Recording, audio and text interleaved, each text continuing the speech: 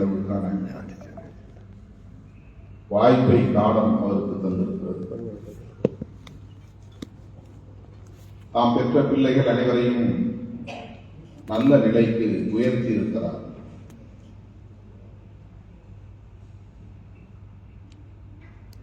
நான்கு பேர் பாராட்டக்கூடிய அளவுக்கு பிள்ளைகளை ஆளாக்கி இருக்கிறார்.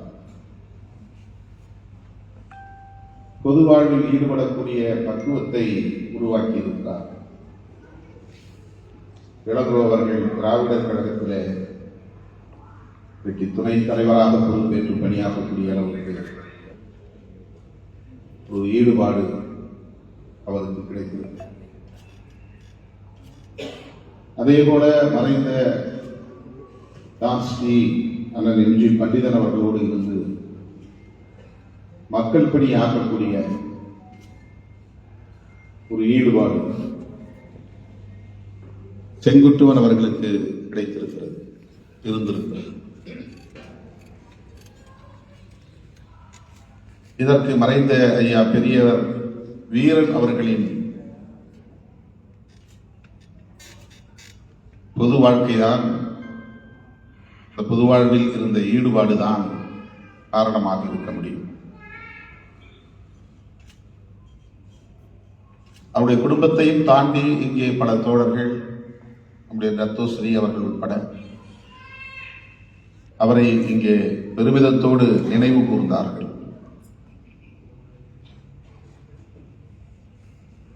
மங்கையர்கரசி சொன்னதை போல 90 வயதுக்கு மேல் வாழ்ந்திருக்கிறார் என்றால் அது ஒரு நிறைவாழ்வுதான். இறுதி மூச்சு வரையில் தாம் ஏற்றுக்கொண்ட அந்த கொள்கையில் அவரை பிடிப்போடு இருந்திருக்கிறார்.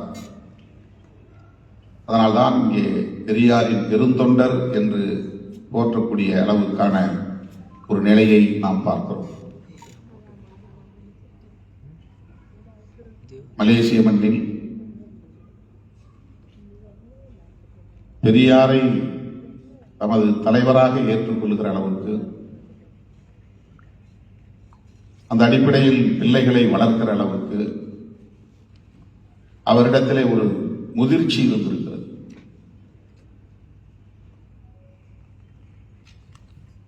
பெரியார் மட்டுமின்றி புரட்சியாளர் அம்பேத்கர் அவர்களின் கொள்கைகளிலும் அவருக்கு ஈடுபாடு உண்டு என்பதை இங்கே தோழர்கள் எடுத்துச் சொன்னார்கள். பெரியாரும் அம்பேத்கரும் வெவ்வேறு பகுதிகளில் பிறந்தவர்கள், வெவ்வேறு காலங்களில் பிறந்தவர்கள் என்றாலும் கூட அந்த இரண்டு பெரும் மாமனிதர்களும் ஒரே திசை வழியில் பயணித்தவர்கள், ஒரே கொள்கை கோட்பாட்டை ஏற்றுக்கொண்டவர்கள். அதனால்தான் அந்த காலச்சூழலில் அம்பேத்கர் அவர்களை அடையாளம் கண்டு அவரோடு ஒரு நெருக்கமான உறவை பெரியார் ஏற்படுத்திக் கொண்டார். தமிழ்நாட்டுக்கு வரும்போதெல்லாம் பெரியாரை சந்திக்கிற அளவுக்கான உறவு இரண்டு பேருக்கும் இடையிலே இருந்தது. இன்றைக்கு மியான்மர் என்று அழைக்கப்படக்கூடிய அன்றைய பர்மாவில் நடைபெற்ற பௌத்த சங்க மாநாட்டில் பெரியாரும் பங்கேற்க வேண்டும் என்று புரட்சியாளர் அம்பேத்கர் விரும்பினார். அங்கே இரண்டு பேரும் சந்தித்துக் கொண்டார்கள். அவர்கள் இருவரும் மியான்மரில் சந்தித்த வரலாறு நிகழ்ந்திருக்கிறது.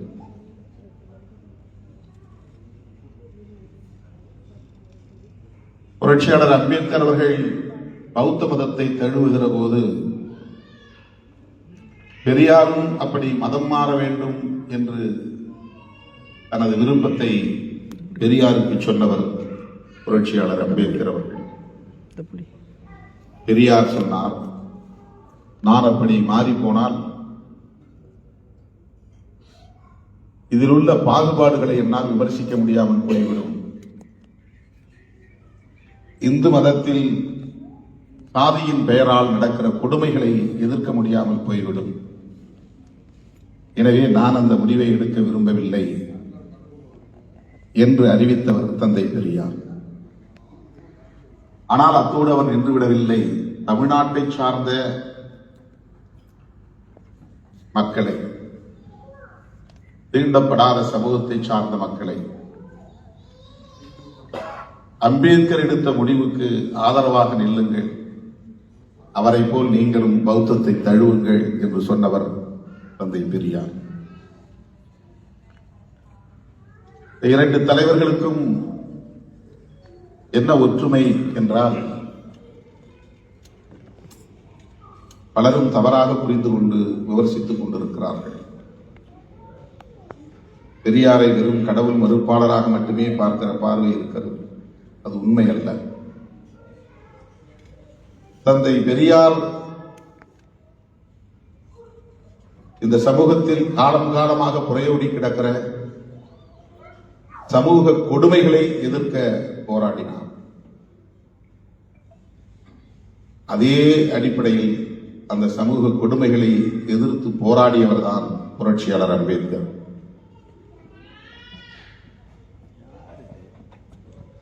இரண்டு பேருக்கு உள்ள வேறுபாடு, பெரியாருக்கு மொத்தமாக எந்த மதத்திலும் நம்பிக்கை கிடையாது. புரட்சியாளர் அம்பேத்கர் அவர்கள் பௌத்தத்தை நம்பினார், ஏற்றுக்கொண்டார். இதுதான் ஒரே வேறுபாடு. பெரியார் ஏன் கடவுள் மறுப்பை சொன்னார் என்றால், கடவுள் மீது உள்ள வெறுப்பால் அல்ல, அதுவல்ல அவருடைய முதன்மையான கொள்கை. அதை பற்றி அவருக்கு கவலை இல்லை. புரட்சியாளர் அம்பேத்கருக்கும் அதுதான். கடவுளை பற்றி எந்த கவலையும் அவருக்கு கிடையாது. ஆனால் அவர் கடவுளை பற்றி, கடவுளை மறுத்து பேசுகிற நிலைப்பாடு கிடையாது. கடவுளின் பெயரால் நடக்கிற அநீதிகளை கண்டித்தார் புரட்சியாளர் அம்பேத்கர். கடவுளின் பெயரால் நடக்கிற அநீதிகளை விமர்சித்தார் தந்தை பெரியார். சுயமாக சிந்திக்க விடாமல் இவர்களை அடிமைப்படுத்தி வைத்திருப்பதற்கு கடவுள் நம்பிக்கைதான் காரணம் என்று தந்தை பெரியார் கருதினார். அதனால்தான் நீ கடவுள் கடவுள் என்று அதிலேயே மூழ்கி கிடக்கிறாய், உன்னை ஏய்க்கிறவன் யார் என்று உன்னால் சிந்திக்க முடியவில்லை, நீ இந்த நிலைமைக்கு ஆளாகி கிடப்பதற்கு எது காரணம் என்று உன்னால் சிந்திக்க முடியவில்லை, இந்த சமூகம் எப்படி கட்டமைக்கப்பட்டிருக்கிறது என்பதை நீ ஆழ்ந்து சிந்திக்க தயாராக இல்லை, உன் ஏழ்மைக்கு காரணம் கடவுள்தான், உன் வறுமைக்கு காரணம் கடவுள்தான், உன் இழி நிலைக்கு காரணம் கடவுள்தான், முற்பிறவியில் செய்த பாவம்தான் இப்பிறவிலே இந்த நிலைமைக்கு ஆளாகி இருக்கிறோம் என்று நீ நம்புகிறாயே, அந்த நம்பிக்கை தான், அதுதான் மூட நம்பிக்கை. அந்த மூட நம்பிக்கைக்கு எது காரணமாக இருக்கிறது என்றால் கடவுள் நம்பிக்கை. நீ எதை பெரிதாக கருதுகிறாயோ அதையே நான் மறுக்கிறேன், என்னை ஒன்றும் கடவுள் செய்யாது பாருங்கள் என்று சாதாரண மக்களுக்கு தெரிவிப்பதற்காகத்தான் கடவுள் மறுப்பை பேசினார். இந்த கடவுள் நம் கண்ணை குத்திவிடும், இந்த கடவுள் நம்மை காப்பாற்றுவார் என்று நீ நம்புகிறாயே, அந்த கடவுளை நான் மறுக்கிறேன், என்னை கடவுள் கண்ணை குத்தி விடுமா பாருங்கள், குத்தாது. அந்த கடவுளை நான் மறுத்து விமர்சிக்கிறேன், எனக்கு ஒன்றும் நேராது என்று அவர் சொன்னதற்கு காரணம், அதன் மீது நம்பிக்கை வைத்து நீ உணர்ந்து கொண்டிருக்கிறாயே தவிர உன் பரம்பரை படிப்பறிவில்லாமல் போனதற்கு எது காரணம் என்று சிந்திக்கவில்லையே, உனக்கு நிலம் இல்லாமல் போனதற்கு என்ன காரணம் அதை நீ சிந்திக்கவில்லையே, உனக்கு வீடு இல்லாமல் போனதற்கு எது காரணம் என்று உன்னால் சிந்திக்க முடியவில்லையே, உன்னை தீண்டப்படாதவன் என்றும் சூத்திரன் என்றும் இழிவுபடுத்துகிறார்களே அதற்கு எது காரணம் என்று உன்னால் சிந்திக்க முடியவில்லையே. இப்படியெல்லாம் நீ சிந்திக்க கூடாது என்பதற்காகத்தான் கடவுள் மீது பாரம் போட்டு போன ஜென்மத்தில் செய்த பாவம் தான் இந்த ஜென்மத்தில் நீ இப்படியெல்லாம் கஷ்டப்படுகிறாய் என்று சொல்லி ஒரு கவனத்தை திசை திருப்புகிறார்கள். அது அல்ல உண்மை. நீ சிந்திக்க வேண்டும், நீ பகுத்தறிவோடு சிந்திக்க வேண்டும். எனவே கடவுளை நம்பாதே என்று கடவுள் மறுப்பு கொள்கையை எதற்காக சொன்னார் என்றால் சமூக கொடுமைகளை புரிந்து கொள்ள வேண்டும் என்பதற்காக சொன்னார். புரட்சியாளர் அம்பேத்கர் அவர்கள் அப்படி பிரச்சாரம் செய்யாமல் அவர் நேரடியாக இந்த மதத்தில் சொல்லப்படுகிற புராண கதைகள் எல்லாம்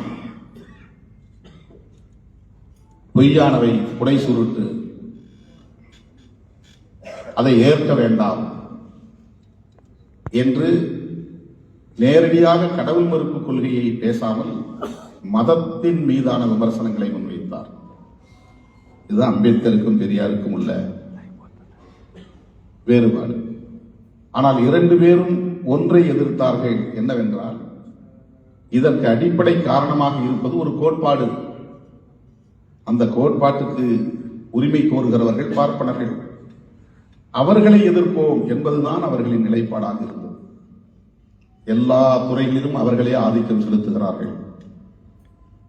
அதிகாரம் அவர்களின் கைகளில் இருக்கிறது, ஆட்சி அவர்களின் கைகளில் இருக்கிறது, நீதிபதிகளாக இருக்கிறார்கள், IAS அதிகாரிகளாக இருக்கிறார்கள், ஆடிட்டர் ஜெனரலாக இருக்கிறார்கள், நிலவுடம் அவர்களின் கைகளில் இருக்கிறது. அவர்களுக்கு உடல் உழைப்பு கிடையாது, ஏரோட்டுவதில்லை, நாற்று நடுவதில்லை, எந்த உற்பத்தியிலும் ஈடுபடுவதில்லை. ஆனால் அவர்கள் நிம்மதியாகவும் சுகமாகவும் வாழுகிறார்கள். இதை தகர்க்க வேண்டும் என்றுதான் காங்கிரஸ் கட்சி விட்டு வெளியேறுகிறார். பெரியார் காங்கிரஸ் கட்சியில் சேர்ந்து பணியாற்றி அந்த அனுபவத்திலிருந்து வெளியேறுகிறார். புரட்சியாளர் அம்பேத்கர் காங்கிரஸ் கட்சியில் சேரவே இல்லை. தொடக்கத்தில் இருந்தே வெளியில் இருந்தவர், அதை எதிர்த்தவர், அதை விமர்சித்தவர்.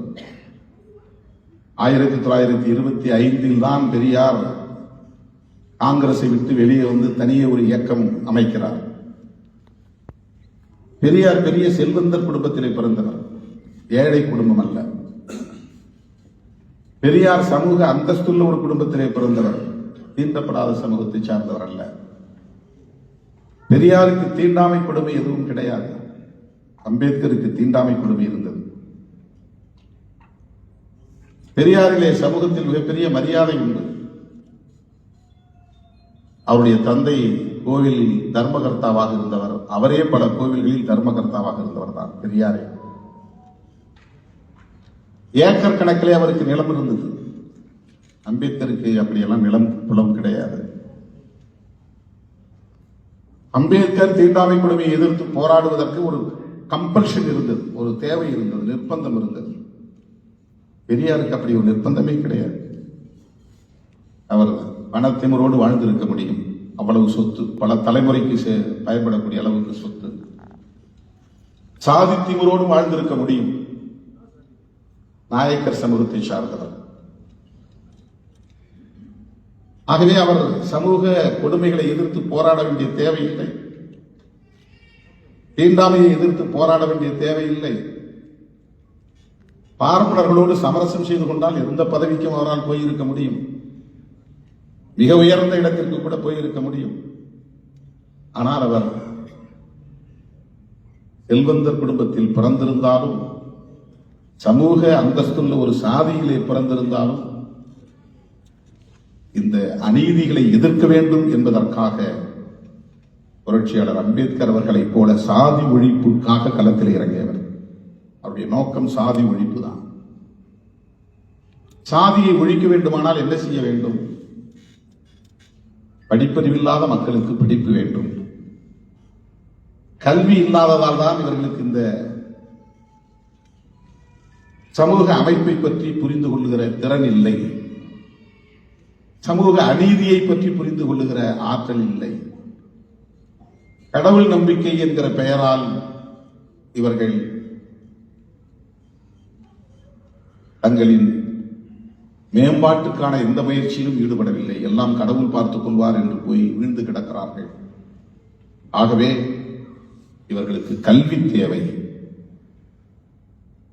கல்வி தேவை என்றால் எப்படி ஏற்கனவே படித்தவர்களுக்கும் பல தலைமுறைகளாக படிக்காமல் இருந்தவர்களுக்கும் இடையிலே எப்படி போட்டி நடந்தால் இவர்கள் அந்த வாய்ப்பை பெற முடியும். காம்படிஷன் நடக்கும். 100 சீட் இருக்கு, 10,000 பேர் விண்ணப்பம் செய்யறாங்க. அந்த 100 பேர்ல யார் சிறப்பான தகுதி உள்ளவர்களோ அவர்களுக்கு தான் 100 பேருக்கு வாய்ப்பு கிடைக்கும். மிச்சம் 9,900 பேரை ஃபில்டர் பண்ணும், வெளியேற்றணும். அந்த காம்படிஷன்ல இவர்களால் போய் பங்கேற்க முடியாது. அப்பா படிக்கவில்லை, தாத்தா படிக்கவில்லை, கொள்ளு தாத்தா படிக்கவில்லை, அவருக்கு முந்தைய தாத்தாவும் படிக்கவில்லை. பெண்கள் சொல்லவே வேண்டாம், எந்த சாதி பெண்களும் படிக்க வாய்ப்பில்லை. கல்வி மறுக்கப்பட்டிருந்த காலம். ஆகவே பல தலைமுறை படித்த பிள்ளைகள், படித்த குடும்பத்தை சார்ந்த பிள்ளைகளோடு காலமெல்லாம் கல்வி வாசனையே அறியாத குடும்பத்தை சார்ந்த பிள்ளைகள் எப்படி போட்டி போட்டு கல்வியில் இடம்பெற முடியும்? ஆகவே அதற்கு ஒரு வழிமுறையை கண்டார்கள். அதுவும் ஏற்கனவே நடைமுறையில் இருந்த ஒன்றுதான். அதுதான் சமூக நீதி, இடஒதுக்கீடு. அரசமைப்பு சட்டத்திலே முதல் திருத்தத்தை, இந்திய அரசமைப்பு சட்டத்திலே முதல் திருத்தத்தை கொண்டு வருவதற்கு தந்தை பெரியாருடைய போராட்டம் தான் முதன்மையானதாக இருந்தது. இடஒதுக்கீடு, எளிய மக்களுக்கு இடஒதுக்கீடு வேண்டும், அதுதான் சமூக நீதி. காலம் காலமாக கல்வி மறுக்கப்பட்ட குடும்பங்களை சார்ந்த பிள்ளைகளுக்கு கல்வியிலே ஒதுக்கீடு வேண்டும், முன்னுரிமை வேண்டும், பிரிஃபரன்ஷியல் ரைட், அதுதான் ரிசர்வேஷன்.